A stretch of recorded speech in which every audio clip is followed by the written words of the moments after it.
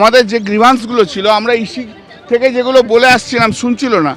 এক নম্বর হচ্ছে logical discrepancy, যে লজিক্যাল ডিসক্রিপেন্সির 1,30,00,000 না 33 লক্ষ নাম রয়েছে, সেইটা নিয়ে আমরা বলেছি। সেখানে সুপ্রিম কোর্ট বলেছে যে 1,33,00,000 যে লজিক্যাল ডিসক্রিপেন্সি তার লিস্ট পাবলিশ করতে হবে।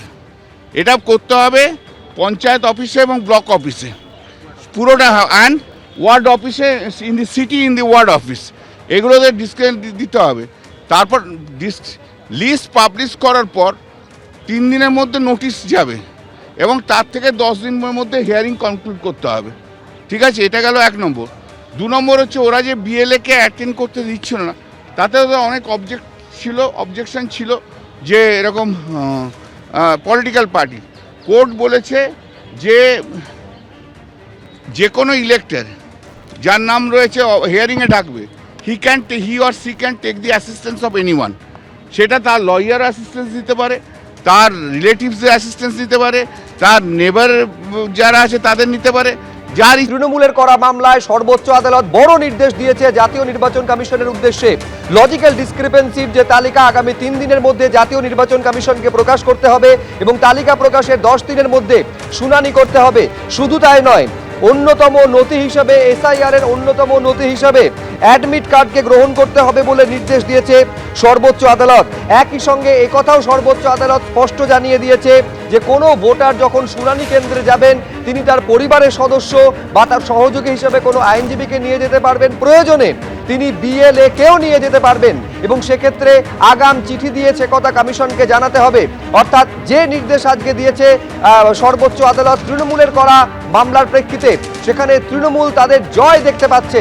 পরপর আপনাদের সামনে রাখবো যে সর্বোচ্চ আদালতে আজকে এসআইআর এর যে শুনানি, সেই শুনানি পর্বে ঠিক কি বলা হলো। তবে যে লজিক্যাল ডিসক্রিপেন্সির অভিযোগ বারে বারে তোলা হচ্ছিল, এই লজিক্যাল ডিসক্রিপেন্সি প্রকাশ না করে একটা অস্বচ্ছতার বাতাবরণ তৈরি করা হচ্ছে, সেইখানে স্পষ্ট নির্দেশ দিল সর্বোচ্চ আদালত। এই লজিক্যাল ডিসক্রিপেন্সির যে তালিকা, সেই তালিকা আগামী 3 দিনের মধ্যে প্রকাশ করতে হবে। 2 প্রতিনিধি সরাসরি আমাদের সঙ্গে রয়েছেন, নয়াদিল্লি থেকে রয়েছেন বিজেন্দ্র সিংহ এবং আমাদের আরেক প্রতিনিধি সৌভিক মজুমদার সরাসরি রয়েছেন। আমি শুরুতে এইটা বিজেন্দ্র তোমার থেকে জানতে চাইব, নিঃসন্দেহে বড় নির্দেশ আজকে দিয়েছে সর্বোচ্চ আদালত। কি ছিল তৃণমূলের করা মামলার মূল আর্জি, তার শুনানিতে কোর্ট কি বলল আজ? দেখো, সব থেকে বড় আর্জি ছিল টিএমসির যে মামলা তারা করেছিলেন, সেটাতে ছিল কি লজিক্যাল ডিসক্রিপেন্সি, যেটা বলা হয়েছে 1,36,00,000 ভোটারদের, সেটার তালিকা প্রকাশ করতে হবে। প্রথম দাবি ছিল। দ্বিতীয় দাবি ছিল বিএলএদেরকে হিয়ারিং যখন হবে তখন অ্যালাউ করতে হবে। থার্ড দাবি তারা আজকে রেখেছিলেন কি অ্যাডমিট কার্ডকে অ্যাকসেপ্ট করা হচ্ছে না ডেট অফ বার্থের প্রুফ হিসাবে, সেটাকে অ্যাকসেপ্ট করতে হবে। এই 3টি সব থেকে বড় দাবি তাদের ছিল। সেটার ক্ষেত্রে আজকে সুপ্রিম কোর্ট যে নির্দেশ দিয়েছে, প্রথমত নির্দেশ দিয়েছে কি যে লজিক্যাল ডিসক্রিপেন্সির নাম বলা হচ্ছে 1,36,00,000, সেই তালিকা প্রকাশ করতে হবে আগামী 3 দিনের মধ্যে এবং সেসব টাঙিয়ে দিতে হবে বুথ অফিসে, পঞ্চায়েত অফিসে এবং শহরি এলাকাগুলোতে ওয়ার্ড অফিসে, এবং সেখানে সেই এলাকার যাদের নাম লজিক্যাল ডিসক্রিপেন্সিসে রাখা রয়েছে সেটা সেই তালিকায় থাকবে। এইটা নির্দেশ দিয়েছে, সেটাকেই জয় হিসাবে দেখছে তৃণমূল কংগ্রেস। দ্বিতীয় হলো বিএলএদেরকে অ্যালাউ করা হয়নি, যেহেতু আপত্তি করা হচ্ছিল ইলেকশন কমিশনের তরফ থেকে কি যদি সব দলের বিএলএদেরকে অ্যালাউ করা হয় হিয়ারিং যখন হবে তখন সেখানে হিংসা হতে পারে, তারা নিজেদের মধ্যে মারামারি করবে, এই আশঙ্কাও প্রকাশ করেন আজকে ইলেকশন কমিশনের আইনজীবী। তিনি বলেন কি এই জন্য তারা চাইছেন না, সুষ্ঠুভাবে হিয়ারিংয়ের জন্যই তারা শুধুমাত্র যাদেরকে নোটিশ পাঠানো হচ্ছে তারাই আসবেন ডকুমেন্ট নিয়ে, সেটাই চাইছিল ইলেকশন কমিশন। থার্ড অ্যাডমিট কার্ডের কথাটা ছিল, কিন্তু সুপ্রিম কোর্ট আজকে বলেছে কি যদি কোনো ব্যক্তি যাকে ডাকা হয়েছে হিয়ারিংয়ের জন্য, সেক্ষেত্রে তিনি কোনো ব্যক্তিকেই তার সঙ্গে নিয়ে যেতে পারেন, তার পরিবারের সদস্য হোক, তার আইনজীবী হন, সেক্ষেত্রে কোনো দলের বিএলএকেও তিনি নিয়ে যেতে পারেন, কিন্তু সেটার জন্য অথরাইজড একটা চিঠি তাকে করতে হবে, সই করতে হবে এবং সেটা নিয়ে যেতে হবে। তখন সেই বিএলএকে বা তার সঙ্গে যিনি যাবেন তাকে অ্যালাউ করা হবে হিয়ারিংয়ের সময় থাকার জন্য। অ্যাডমিট কার্ডের একটা প্রসঙ্গ উঠেছিল কি পশ্চিমবঙ্গে অ্যাডমিট কার্ডে যেহেতু ডেট অফ বার্থ থাকে সেটাকে অ্যাকসেপ্ট করছেন ইলেকশন কমিশন। আজকে সুপ্রিম কোর্ট নির্দেশ দিয়েছে ইলেকশন কমিশনকে হিয়ারিং যখন চলবে তখন বাকি ডকুমেন্টের মধ্যে অ্যাডমিট কার্ডকেও যেন কনসিডার করা হয়, সেটা আজকে সুপ্রিম কোর্ট ইলেকশন কমিশনকে নির্দেশ দিয়েছে। এই 3টেকেই জয় দেখছে টিএমসি এবং তারা বলছেন এটা ত্রিফলা স্বস্তি তৃণমূলের জন্য, কেন তারা মামলা করেছিলেন, ডেরেক ওব্রায়েন, দোলা সেনের তরফ থেকে মামলা করা হয়েছিল এবং তাই এই 3টাকে জয় হিসাবে টিএমসির তরফ থেকে দেখা হচ্ছে। তবে হিয়ারিং যখন চলছিল এই লজিক্যাল ডিসক্রিপেন্সি এলো কোথা থেকে, এই প্রশ্নটা ওঠে। তখন ইলেকশন কমিশন আজকে সুপ্রিম কোর্টে জানায় কি লজিক্যাল ডিসক্রিপেন্সি এরম জায়গায় রয়েছে যার মধ্যে দেখা যাচ্ছে কি 7 জন এরম কেস তাদের কাছে এসছে, ব্যক্তি যারা 100 জনের থেকে বেশি বাবা, সেক্ষেত্রে এটা কি সম্ভব? একজন কি 100 থেকে বেশি বাচ্চাদের বাবা হতে পারেন?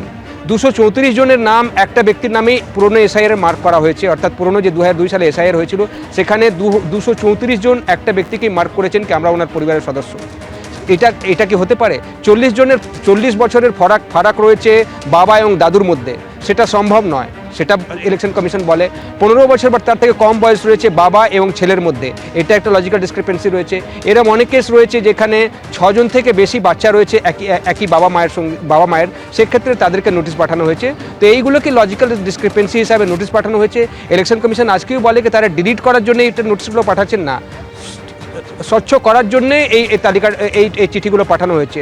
তখন আমরা দেখলাম সুপ্রিম কোর্টও অবজার্ভ করে আজকে, সুপ্রিম কোর্টের তরফ থেকে বলা হয় কি এটা তো সম্ভব না কি একজন ব্যক্তির 100 বাচ্চা হতে পারে, এটাও সম্ভব না কি এই গ্যাপগুলো এত কম থাকতে পারে। বাবা নামের যদি স্পেলিং ভুল থাকে তো সেটাকে কারেক্ট করার জন্য যদি ইলেকশন কমিশন নোটিশ দিচ্ছে সেক্ষেত্রে সেটাকে আপত্তি করা ঠিক হবে না, স্বচ্ছ তালিকা হোক, এটাই ইলেকশন কমিশন চাইছে, তাই তারা এই নোটিশগুলো দিচ্ছেন।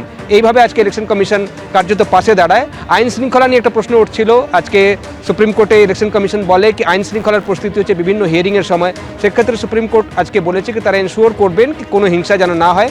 সেন্টারকেও তারা বলেছেন, স্টেটকেও বলেছেন প্রপার ফোর্স ডিপ্লয় করার জন্য, এবং ডিস্ট্রিক্ট কালেক্টরদেরকে তারা নির্দেশ দিয়েছেন কি যখন হিয়ারিং হবে তখন সেই জায়গায় যেন অ্যাপ্রোপ্রিয়েট ম্যান পাওয়ার স্টেট দেয়। কেন কি হিয়ারিং যখন চলছিল তখন আমরা দেখলাম ইলেকশন কমিশন বলে রাজ্য সরকার সহযোগিতা করছেন না, তারা নন কোঅপারেশন ফেস করছেন স্টেট গভর্নমেন্ট থেকে। সেক্ষেত্রে আজকে সুপ্রিম কোর্ট বলেছে কি রাজ্য সরকার এবং district collector appropriate man power দেবেন যখন হিয়ারিংগুলো হবে, এবং সেখানে অ্যাপ্রোপ্রিয়েট ফোর্স ডিপ্লয় করা হবে। ওয়েস্ট বেঙ্গল পুলিশকেও আজকে নির্দেশ দিয়েছে সুপ্রিম কোর্ট কি যখন হিয়ারিংগুলো হবে সেই আশেপাশে যেন প্রপার ডিপ্লয়মেন্ট থাকে পুলিশ ফোর্সের, সেই অর্ডার আজকে সুপ্রিম কোর্ট দিয়েছে, কোনো যেন আনটুয়ার্ড ইনসিডেন্ট না হয়, ল অ্যান্ড অর্ডার স্মুথ থাকে, সেটার জন্য আজকে সুপ্রিম কোর্ট এই নির্দেশ দিয়েছে। 2 সপ্তাহ পর পরবর্তী হিয়ারিং হবে, তবে এই তালিকাটা 3 দিনের মধ্যেই তারা প্রকাশ করবেন অফিসগুলোতে, এবং তারপরে 10 দিনের মধ্যে নোটিশ দিয়ে তাদেরকে ডাকা হবে হিয়ারিংয়ের জন্য। এবিপি আনন্দ, এগিয়ে থাকে, এগিয়ে রাখে।